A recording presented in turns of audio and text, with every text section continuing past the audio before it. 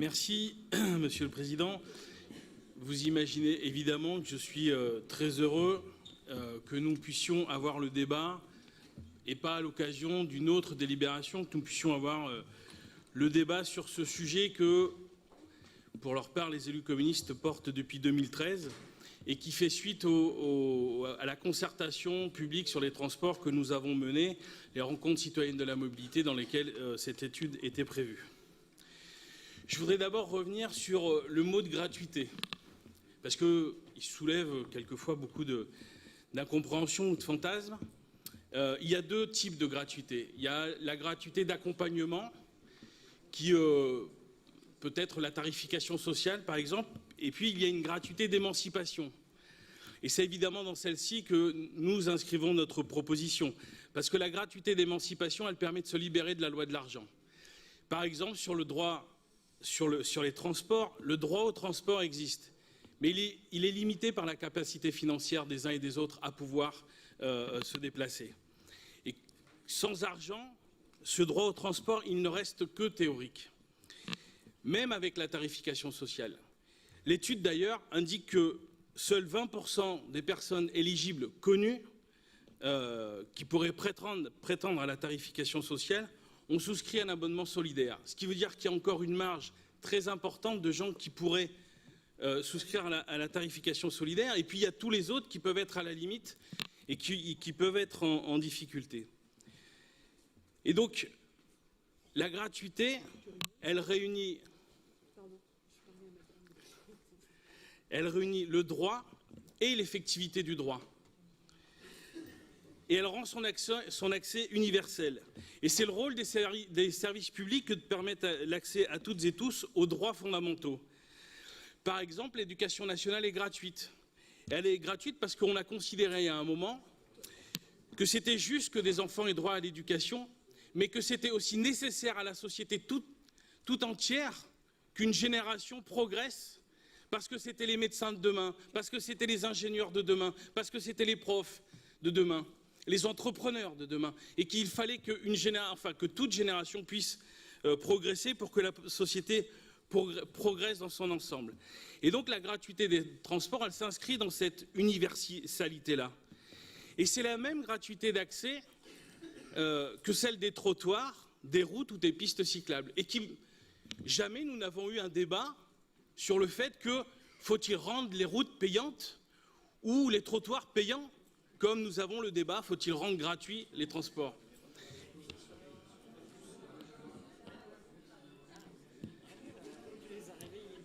C'est bien, je vous ai réveillé. C'est son argument habituel. Hein. Mais oui, aujourd'hui, vous n'avez pas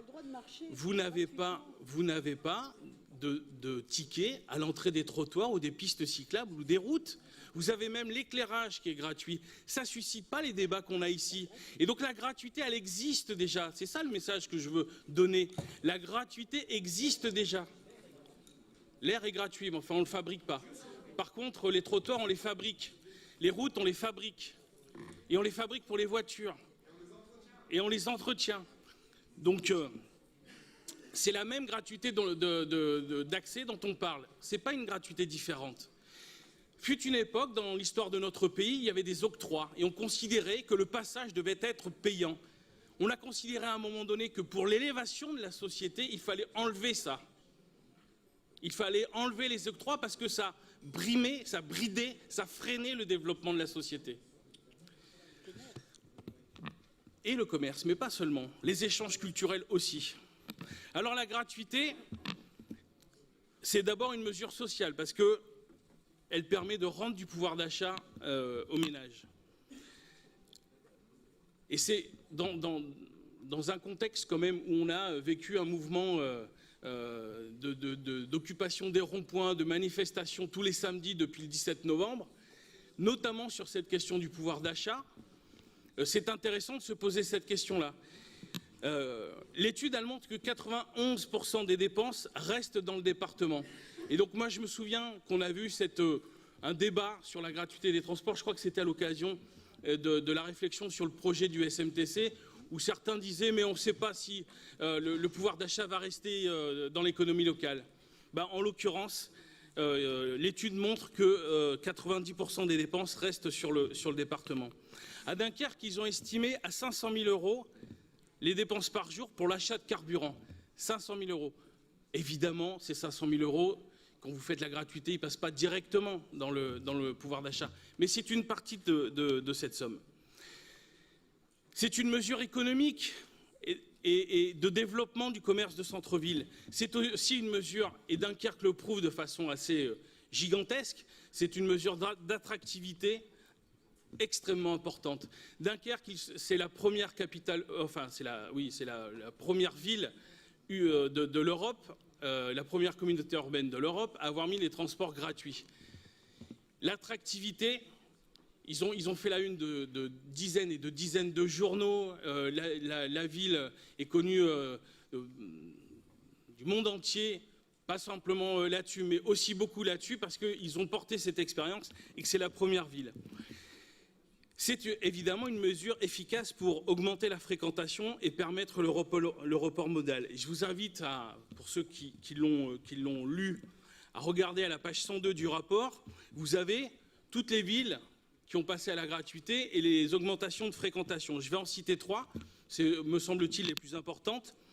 Au Bagne, entre 2008 et 2012, c'est 155% d'augmentation, c'est 35% de report modal et c'est 10% du trafic automobile en moins.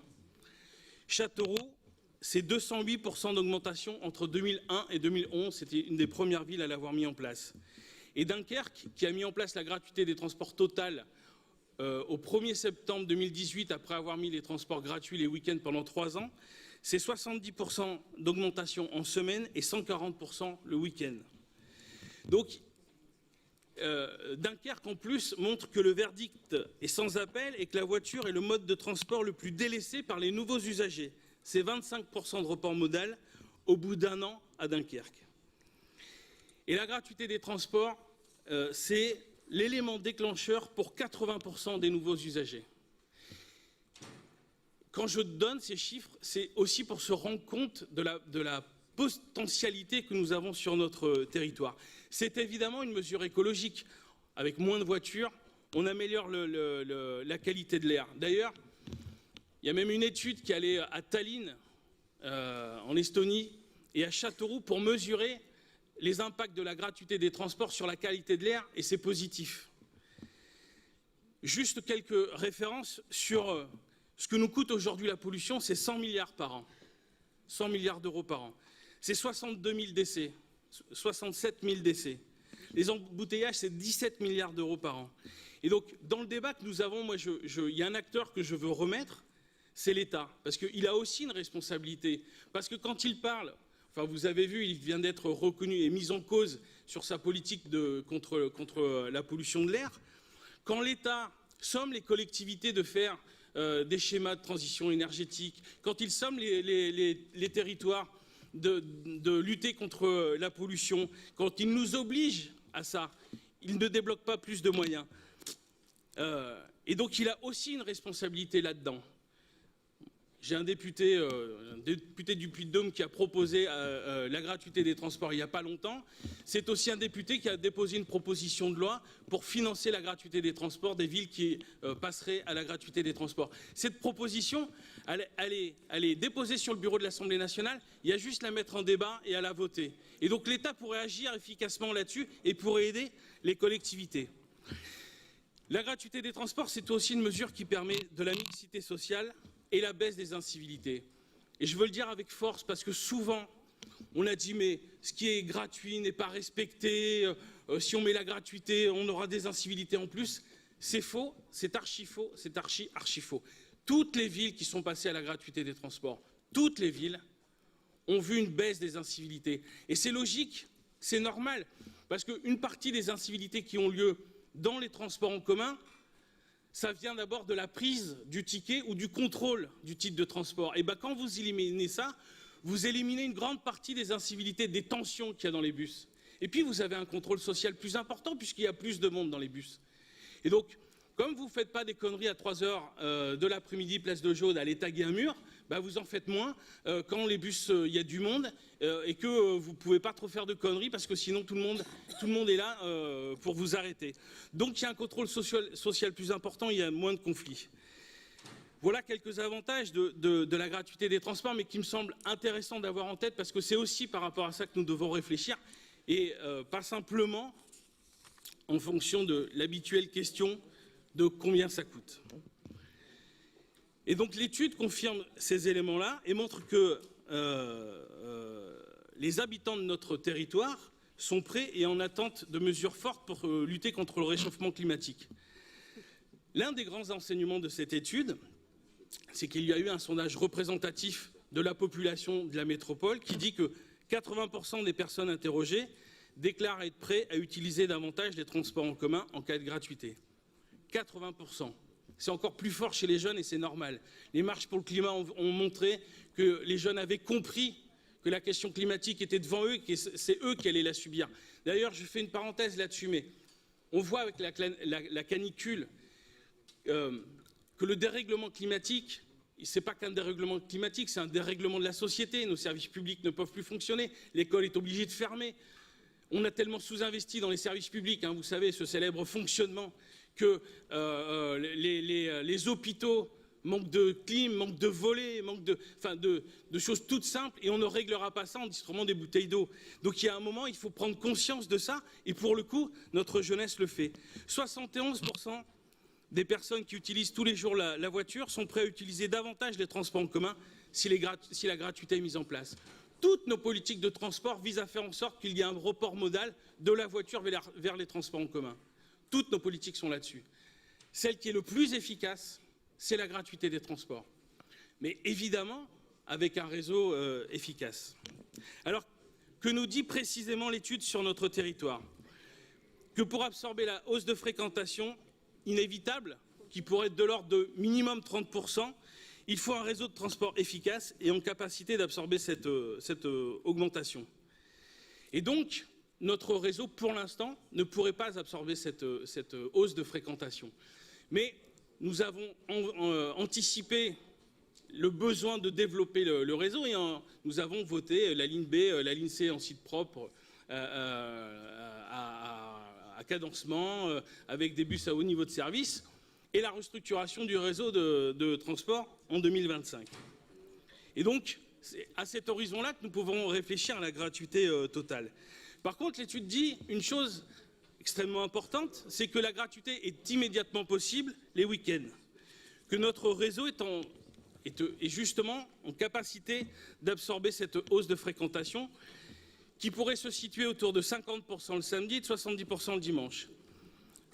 Pour rappel, à Dunkerque, l'augmentation entre 2015 et 2018, les samedis, c'est 30%, les dimanches, c'est 78%. Et depuis que le réseau est complètement gratuit, c'est 125% le samedi et 170% le dimanche. Et la gratuité des transports, elle a des spécificités particulières le week-end. Elle attire un public plus familial pour des activités de loisirs, de culture et des achats en centre-ville. Et les études montrent que les clients qui se déplacent à pied, à vélo ou en transport en commun dépensent plus que les automobilistes en centre-ville parce qu'ils peuvent venir plus fréquemment. D'ailleurs, la CCID s'y est pas trompée et c'est elle qui a proposé que nos parkings relais soient gratuits pour compenser la difficulté qu'il y a eu avec les manifestations les samedis. Donc cette gratuité des transports le week-end pourrait servir d'expérimentation pour mesurer les effets concrets de la gratuité, pour adapter notre réseau, pour que notre territoire s'habitue aussi à ce phénomène nouveau et préparer la gratuité totale du réseau avec la restructuration de 2025.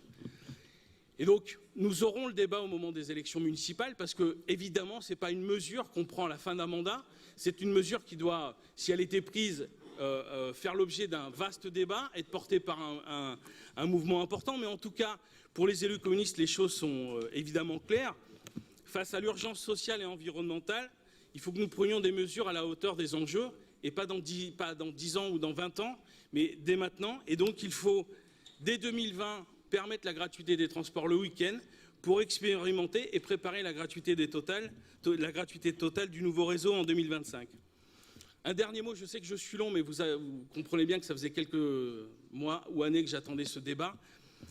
La gratuité des transports, vous savez, souvent on considère les élus comme de simples gestionnaires. Plutôt bons d'ailleurs, quelles que soient leurs étiquettes politiques.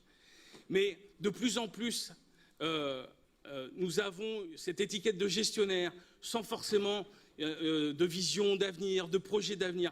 La gratuité des transports, et pour le coup, je peux vous dire que le maire de Dunkerque le porte avec brio. La gratuité des transports, ça réenchante le débat politique. Ça réenchante la politique parce que d'un seul coup, vous voyez des réalisations concrètes. Vous n'opposez pas la fin du mois avec la fin du monde. Vous permettez une avancée sociale et écologique majeure. Vous permettez le développement économique. Vous faites de l'égalité entre les citoyens. Et ça, dans une ville, ça compte. Ça produit de l'espoir. Ça produit du positif. Et je peux vous dire qu'aujourd'hui, les Dunkerquois sont très fiers de leur ville et l'exportent partout. Donc voilà, je pense que nous devons nous poser clairement ces questions-là pour l'avenir de notre réseau et pour l'avenir de notre territoire. Merci.